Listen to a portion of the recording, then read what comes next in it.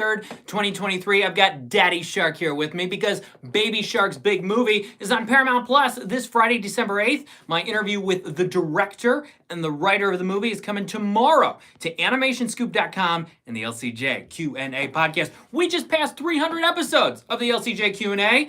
If you haven't already, go to Podbean when you're done watching this and listen to some great LCJ Q&A podcast episodes. They're also on the website at lights-camera-jackson.com. Thanks for being here today for LCJ Live. I want to get the right episode up here. There we are. Your number one movie, everybody, is Beyonce's concert movie, Renaissance, $21 million. Now look, that's not the 96 million-ish of what Taylor Swift The Eras Tour opened to, but you know what? It's still a number one movie for a concert film. That is huge, and this is the future of movies. It's going to be more live entertainment. Events is what's going to bring people to theaters. It's event sequels, it's event prequels. Event movies are going to get them, along with the indie movies, the ones that have the awards buzz, a movie like The Holdovers, a movie like Dream Scenario, a movie like Eileen. These awards buzz movies are what's going to bring people to theaters, along with event films, event concerts, event television going to the theaters. We've seen it happen already the last couple of years, but this is really what's going to continue to bring people into the cinemas.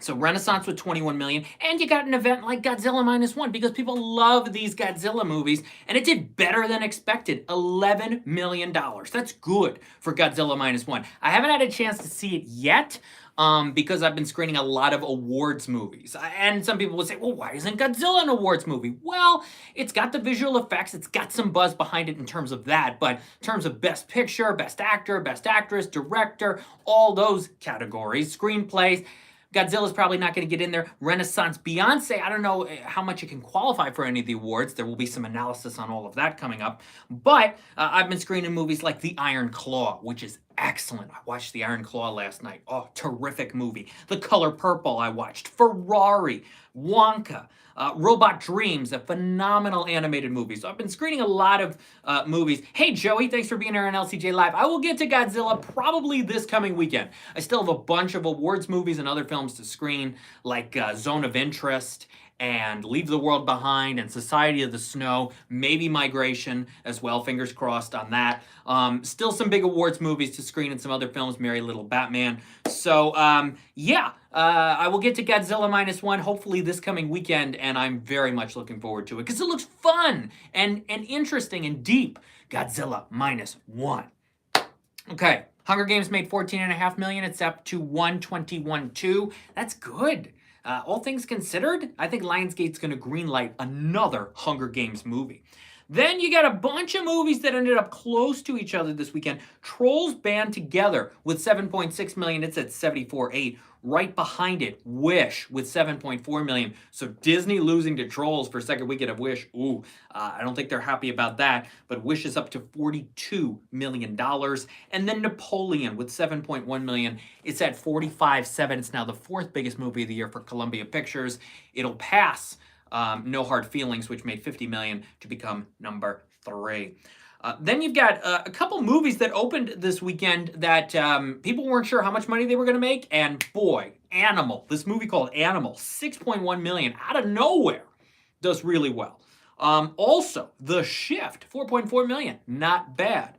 Getting into the top 10 is hard to do sometimes. Look at Silent Night. Silent Night barely gets into the top 10 this weekend with $3 million. Not a lot for Lionsgate for this holiday action movie. Speaking of holiday action movies, Thanksgiving with another $2.6 million. It's at $28.4.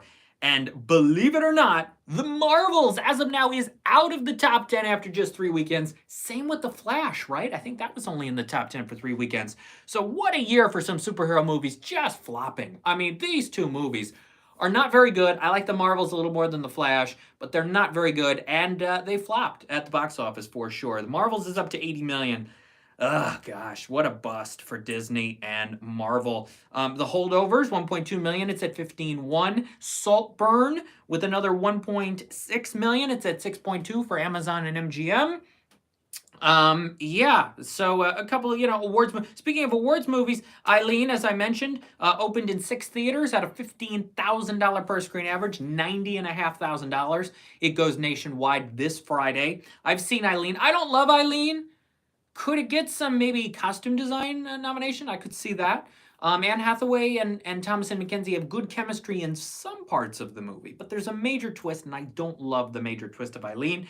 And Isabelle Huppert, who I think is excellent in a film I saw earlier this year called The Sitting Duck. They retitled it to La Syndicaliste. One theater, it opened in New York City, made over $10,000 in that one theater this weekend. Isabelle Huppert fans wanted to see this movie. I saw it back in June at the Berkshire International Film Festival. She's great. I don't know if she's going to sneak into some categories. I hope she does for Best Actress because it is a very good performance and a good box office start. 10,000 in a theater in New York for La Syndicaliste. Candy Cane Lane debuted on Prime Video this Friday. Eddie Murphy. In what I call the closest thing we'll ever get to Eddie Murphy doing another Dr. Dolittle movie. Yeah. He interacts with a lot of animals as the 12 Days of Christmas comes to life in this family comedy. I think it kind of gets lost. It gets scattered. It doesn't fully know what to do. It should have stuck to the core concept of this holiday lights neighborhood contest, and instead it goes off in about 6 other directions and then sort of brings itself back. But yeah, so that's my vibe on Candy Cane Lane, which is on Prime Video. This Friday in theaters is the new Chicken Run movie. It's in select theaters. Chicken Run: Dawn of the Nugget. And it'll be on Netflix on the 15th. I've seen it. It's fun. It's good. It's Aardman at it again, and there's some cool visual moments. There's some nods to Truman Show. There's some nods to other movies. And Chicken Run: Dawn of the Nugget in select theaters. Also in select theaters starting Friday is The Peasants. This is from Sony Classics. This is a fully painted animated movie from the directors of Loving Vincent, who did it the last time. They're at it again, and it is quite an experience. Fully painted animation is bold storytelling. It is innovative. It is so cool.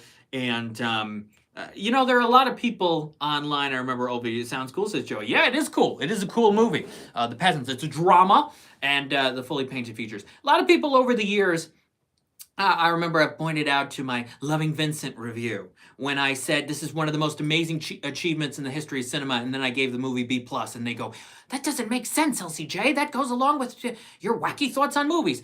Here's why I said that to all the naysayers out there. Here's why. Yes, it is one of the greatest achievements in cinema to do a fully painted movie. As I told these directors again, DK and Hugh Welchman, when I saw The Peasants in September, what they have done is unbelievable. But did the story 100% blow me away? Did the total execution of the movie 100% blow me away? No. Was it like 90%? Yeah, absolutely. But there were a few aspects of the story of Loving Vincent that I didn't love. So there is a difference between saying that something is an unbelievable achievement and 100% giving it an A or an A+. There is a difference to that, and so that is why. All right? Good. Excited for the Elf IMAX re-release next week. Are you going? Says Pizza Man CJM. I am not, but I like Elf a lot, and if you go to the theaters, support your movie theaters. Again, this is what's going to bring people back. It's some of these re-releases for movies that people really want to see. Hey, why not go to the big screen? Now, yes, tickets are expensive, and they just keep rising, and at some point, people are going to have enough. And people are going to have enough with the trailers going on for 25, 30, 35 minutes.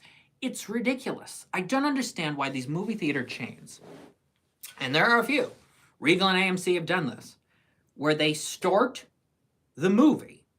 First of all, they used to start things on time, but I think corporate, and there's a sneakiness behind all these methods, where they say, okay, we're going to start the commercials about 6 minutes before the scheduled showtime, and then we're not going to do the Regal roller coaster until 11 minutes after the scheduled showtime. We want people to show up and see these commercials.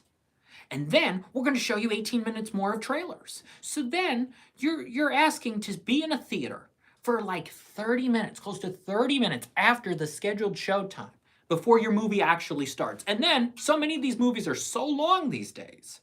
2-hour, 20-minute plus movies. Napoleon is like 240, that you're there forever. It's ridiculous. It is ridiculous, and it's now forcing people to either show up late or not go at all. And you're paying money, a lot of money. Yeah, it's got to stop. It's got to stop. People got to just, say, look, this is enough is enough. Enough is enough.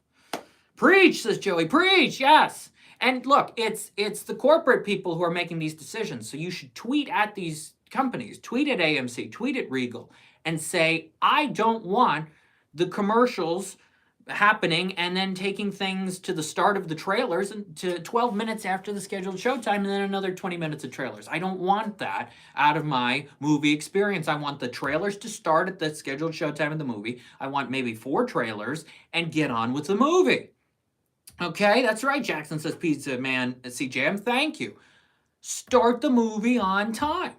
We don't want to see all of these commercials and trailers go on and on and on and make our experience at the theater be 4 hours for a 1 hour, 55-minute movie. I mean, that's a little ridiculous, but it's getting to that. It really is. It's, getting there, parking, getting in line, getting the concessions, sitting through all of this, leaving. For some people, yes, to see a movie that is under 2 hours, it is probably a 4-hour experience. It's out of control. It's out of control, as Regis used to say. It's out of control. And we got to put a stop to it.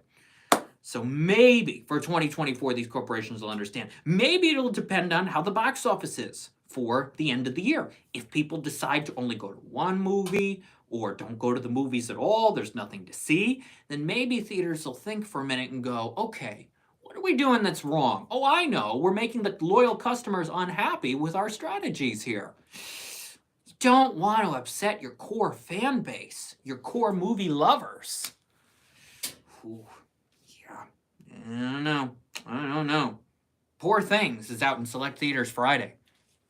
I saw it. It's terrible. It's just terrible.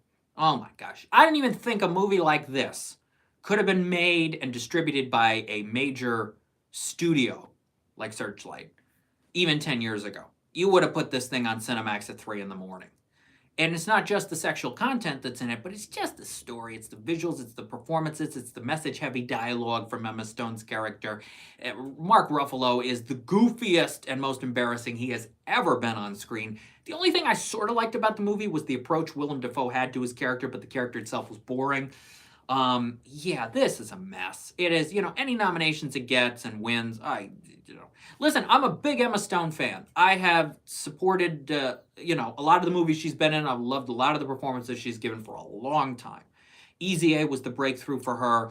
Then, The Help and Birdman and La La Land and the Spider-Man action movies and the Croods animated movies and many of the movies since then. She was even good in The Favorite from this director, Yorgos Lanthimos. But clearly after that, and after he got Olivia Colman an Oscar win that probably should have gone to Glenn Close, Searchlight said, do whatever you want, and he gave us Poor Things. But I cannot support Poor Things. No, it is not a good film.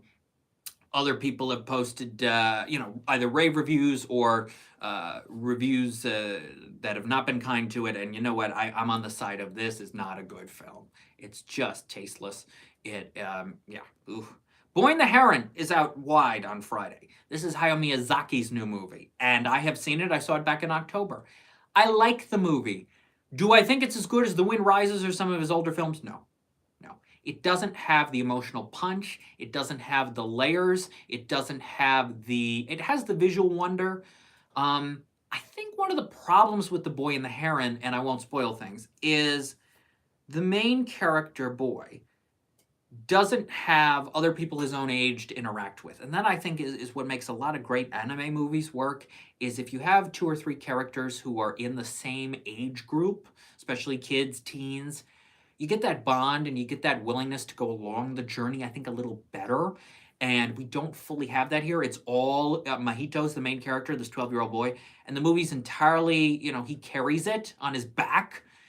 And you get the animals and the creatures and the older people and some wackiness, but it just doesn't have that punch, that splendor, that wow factor to me that I got out of Wind Rises, that I get out of other Miyazaki films and many other anime films. Suzume, I love from this year.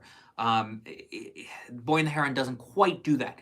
It's good, not amazing. I review it with Mike Sargent on our latest Too Fast, Two Films podcast episode. It's available now at toofast2films.com. We review that. And Leo, the Adam Sandler animated movie on Netflix. I think The Boy and the Heron will do well next weekend, though. The Hayao Miyazaki fans will come out. Don't know how much money that translates to, but Renaissance could drop 50% or more, go down to 10 million. Hunger Games could do another 8 or 9, so that could actually be a battle. It depends on how big the Hayao Miyazaki fandom is out of the gate for Boy and the Heron, which is, I think, in 1,800 theaters, something like that, maybe more. If it can get to double digits, The Boy and the Heron could make a run at winning, which would be a huge win for G-Kids, a huge win for anime and animation. I just don't know if, at this point, if that many people translates to that much money. It could. Everybody wants to see Hayao Miyazaki's latest, his first in 10 years. I just don't know if it goes to, if it's a $2 million open or $3 million open or much more. It's still too early to tell, believe it or not. And just, you don't know. They're doing a lot of early fan screenings this week, Monday, Wednesday, ahead of the Thursday showings. So this could do well, and this could be the surprise of the holiday season in terms of winning the weekend. Because in terms of wide releases, I don't think I'm missing anything. Eileen's only going to make a couple million next weekend. It will not be huge. Sub or dub is the question for Boy and the Heron. I saw the subtitled version, the original version. I know they're showing it in both versions with all-star A-list voice cast, but I saw the original version. I usually like to see the original version of anime films. That's not always been the case over the years, but I usually like to. I want to hear the voice performances originally intended and see the dialogue and get the full impact of that. But I understand some people prefer the dub version. I get that. Japan is taking Hollywood by storm this year, says Joey. Yeah, absolutely. So we will see what happens. It could go in a few different directions. Because, like I said, I don't think I'm missing anything. But I'm double checking right now as far as movies opening this coming weekend, because the early December, the studios really didn't want to go for. A couple of their films in limited, smaller films. Like I said, Poor Things is limited. They're saying La Sindicaliste goes wide. I didn't actually hear that. I thought it was only going to go to Los Angeles next weekend and then maybe slowly expand. But that would only make a little bit of money anyway, even though you should go see it. Yeah. Maybe Boy and the Heron makes a run at number 1. Wouldn't that be something? Maybe, my guess is Beyonce number 1, maybe Boy and the Heron number 2, and Hunger Games number 3, unless I'm completely overestimating Boy and the Heron, but I'm not quite sure. But we'll see how they do. Want to mention one other movie quickly, Origin. Ava DuVernay's new film. It's out in select theaters this Friday for 1 week for a qualifying run, and then it's going to be released by Neon on January 19th. It's good. I watched Origin the other night. It's confident direction from Ava DuVernay. The performances, Anjanou Ellis-Taylor is great. John Bernthal is great. The best I think I've ever seen Niecy Nash bets. And the story is powerful, and the way the story is told, I think, is interesting for the most part. It's a little slow in spots, but it's a little explanatory purposefully towards the end, but it's a little explanatory throughout. But I like how Ava DuVernay, who did Selma, decides in the flashback scenes, here they are. There is no flashiness when it comes to, here's a flashback scene, pay attention, not doing anything fancy, just here, now we're back in time, now we're in this position, pay attention. I like that a lot. It just, these things happen. And the performances are strong. So if you're in New York and LA, go see Origin this Friday, and then it'll be wide on January the 19th. Thank you for watching today's episode of LCJ Live. I very much appreciate it. You want to subscribe to the YouTube channel? Go ahead. YouTube.com/LightsCameraJackson. Baby Shark podcast episode is available tomorrow. My review of Wonka is available tomorrow at 4 p.m. Eastern. I will put it out on social media. Embargoed fully till 4 o'clock. But looking forward to sharing that with you all and more. And if you want a copy of my holiday book, My Very Rocky Christmas, it's available on Amazon. Get it for you and your family for the holiday season. Part of the proceeds go to the Nature Conservancy. Eric Digliomini just joining us. Have you seen Boy and the Heron? Yes, I saw Boy and the Heron in October, and I liked it, didn't love it. It doesn't have quite the impact of Miyazaki's other films, but I think it will do pretty well this coming weekend at the box office. As far as what will win the animated feature awards this award season, I think it is in contention. I also think Spider-Verse is in contention. I think Elemental is in contention. And I think an indie, maybe one of the indies that I love from the year, like The Inventor or Robot Dreams or The First Slam Dunk or Suzume, sneaks in and gets on that Oscar ballot, and we'll see who wins. We got a little ways to go till then, but I do think there will be a surprise indie on Oscar nomination morning that gets on that animated feature ballot that isn't Boy and the Heron, because you could say that's an indie, but it's got G-Kids and Miyazaki. I think a surprise, smaller animated film will get on the Oscar ballot this year. All right, that's it for LCJ Live. Thank you all for watching. Take care, and I will see you next Sunday. We'll talk about box office, we'll talk Wonka and American Fiction and more. Take care. Bye-bye.